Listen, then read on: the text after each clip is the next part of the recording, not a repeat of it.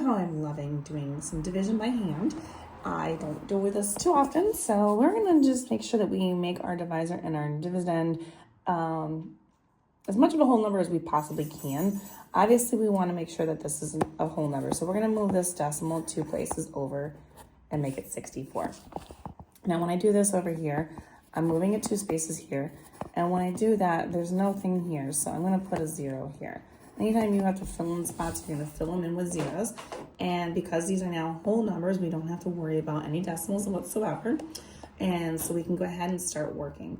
So 64 cannot go into 32. So then I have to start thinking about what am I possibly able to do as far as 64 going into 320.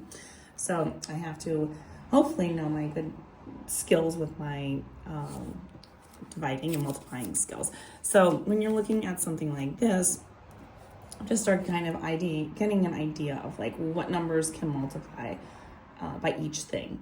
So 6 times 6 would be 36, so that's obviously too high. 6 times 5 would work. So if I'm doing like just this number times 5, that's a possibility to work. So we're going to check that and see if that works. So 4 times 5 is going to give me 20. Carry that 2, and then this is going to be 30 with that 2, and there you go.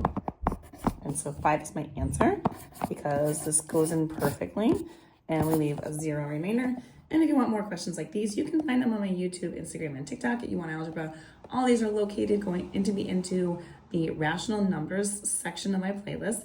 And if you have any more additional questions, don't forget to ask me in the comments. Let me know.